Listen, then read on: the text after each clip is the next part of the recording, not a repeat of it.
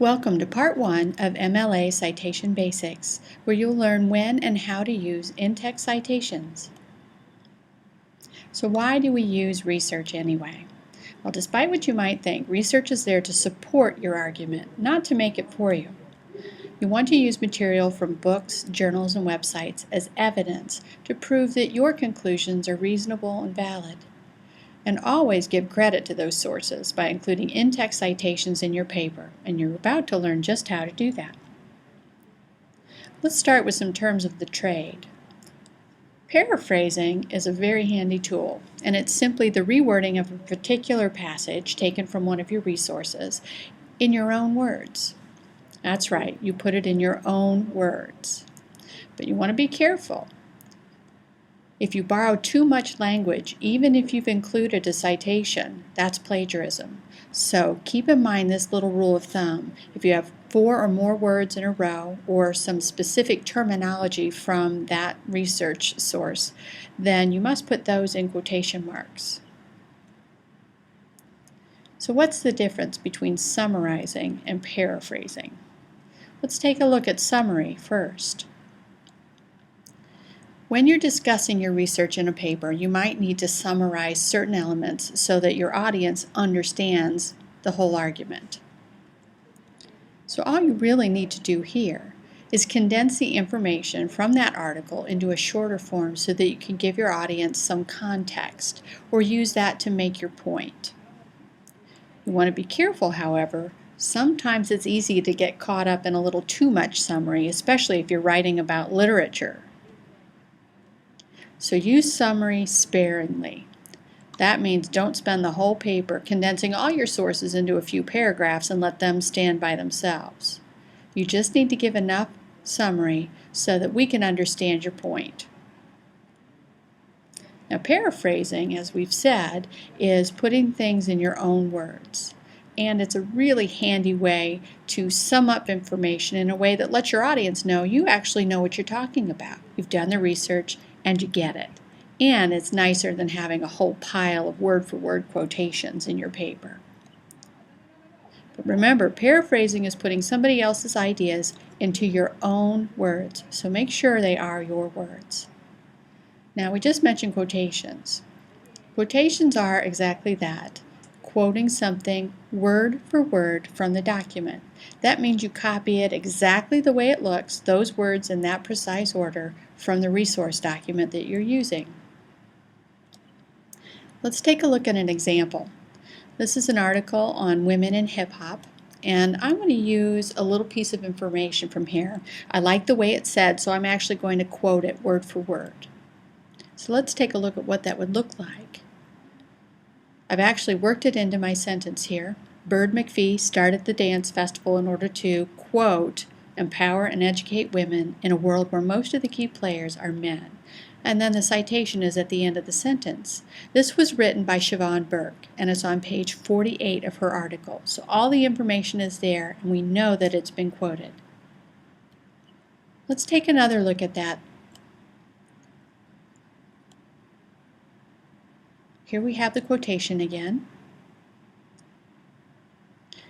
And I've used it in my sentence. I've given all the information, including quotation marks to show the words that were not my own, that I borrowed from the source. And I've given the information about the source. That's correct. Now, what happens if I put that source in a sentence, and I've got the source information, but I didn't put quotation marks around what actually came out of the article word for word? Yep, it's plagiarism. And you could get in trouble for that, so you want to be very careful. What you've just done is represent it as your own work, even though you've said the idea came from somebody else.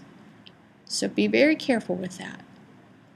So as you can see, we've got a couple of essential tools, quotation marks and parentheses. Anything in your paper that does not have quotation marks around it is assumed to be your original work, your own words. Likewise, if there's no clear source mentioned for the information you just used in your sentence, either in parentheses or maybe mentioned somewhere in your sentence, then we assume that that information is your idea. Make sure it is. If it isn't, you need to use these tools to indicate they came from another source. In other words, if there are no quotation marks or parentheses and you have not stated your source anywhere in your sentence, you're telling your audience that you wrote it and you thought it. So what is an in-text citation anyway?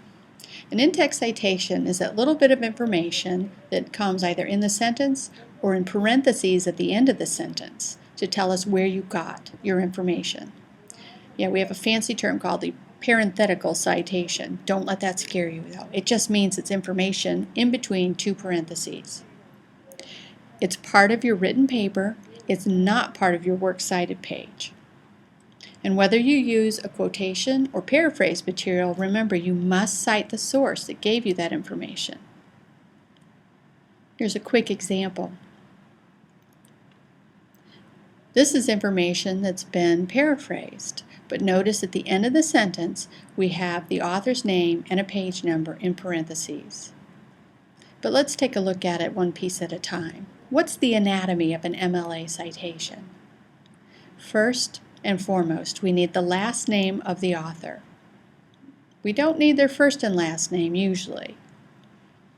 In the first example, you'll see we have that paraphrased sample, and we've included the last name of the author, Hoke, and the page number, 39, in the parentheses at the end of the sentence. That's a parenthetical citation. Now in the second example, we've actually referred to the author in the body of the sentence by using a signal phrase, according to Danny Hoke. We did use his whole name in that case, and that's fine. But at the end of the sentence, we have just the page number.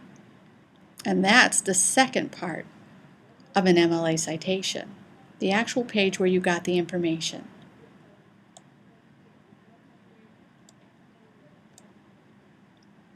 So remember, anything you take from a source must be cited clearly in your paper, using the author's last name.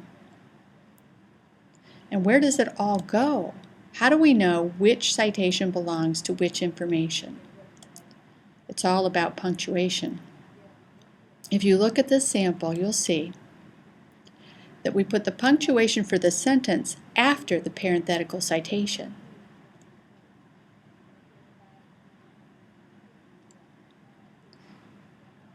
Anything you take from a source must be properly punctuated. Keep using those quotation marks, parentheses, and make sure that period is in the correct place.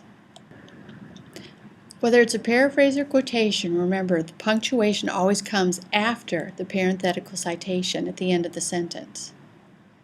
In this example, we're paraphrasing again. We don't have quotation marks, so we don't have to worry about that, but we still have to tell our audience where this information came from. So we include the author's last name and the page number in parentheses, and then we drop our period in there.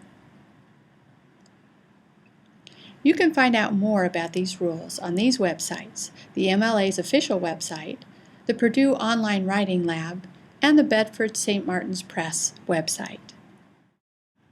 To learn even more, stay tuned for Part 2 of MLA Citation Basics.